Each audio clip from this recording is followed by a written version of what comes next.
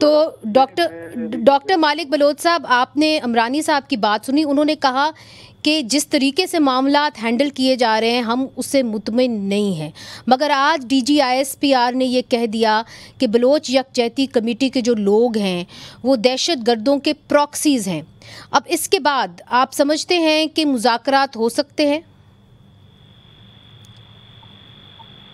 صادق عمرانی صاحب اس وقت پارلیمنٹ میں سینئر ترین سیاسی کارکنوں میں سے جو جدوجہد کی پیداوار ہے.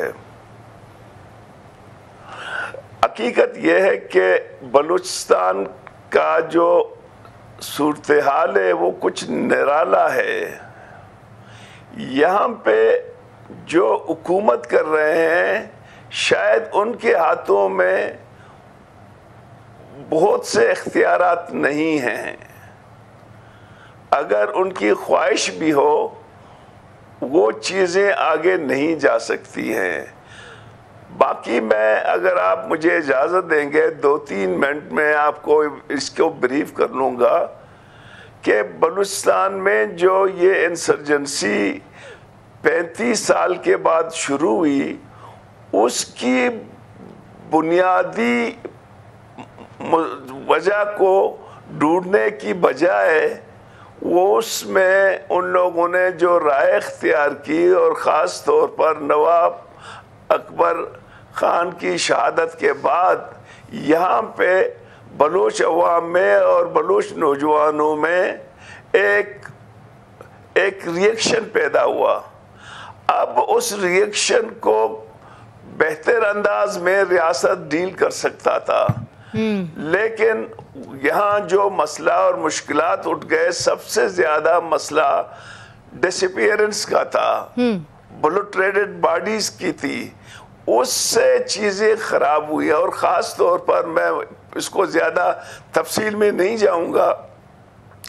یہ جو جتنے مسئلے بلوچستان میں ہوئے ہیں اس کی بنیادی وجہ مس مینجمنٹ ہے میرے نزدیک. اگر بلوچ یکجہتی کمیٹی نے جلسے کی کال دی تھی اس کو چھوڑ دیتے کوئی فرق نہیں پڑتا تھا. وہ جلسہ ہو جاتا، بے شک 10 لاکھ کا جلسہ ہو جاتا، لیکن آج یقین کرے کہ پورے 2 ہفتے سے پورا مکران اور بلوچستان کے بیشتر بلوچ علاقے، کوئٹہ ہے، نوشکی ہے، خانان ہے، خزدار ہے، سب جام ہیں. اگر یہ تشدد نہیں ہوتا اور اتنے بے گناہ لوگ مارے نہیں جاتے اور گرفتاریاں نہیں ہوتی شاید یہ مسئلہ اس حد تک نہیں پہنچ پاتا. تو میں سمجھتا ہوں کہ یہ زوراوری ہے. جب بھی آپ زوراوری کریں گے اب بلوچستان کے نوجوان روز بروز ریاست سے دور ہو رہے ہیں. میں آپ کو فرینکلی کہتا ہوں، خرم دستگیر صاحب بھی بیٹھے ہوئے ہیں، اس اہم آدمی ہے اس حکومت کا. یہاں کا نوجوان آہستہ آہستہ جو ہے نا وہ جمہوریت سے ریاست سے دور ہو رہا ہے. اس کو ایڈریس کرنے کی ضرورت ہے. یہ آپ نے بہت اہم، اس کو مین اسٹریم میں لانے کے لیے ضرورت ہے. یہ آپ نے بڑی اہم بات کی ہے کہ ان کو مین اسٹریم میں لانے کی ضرورت ہے.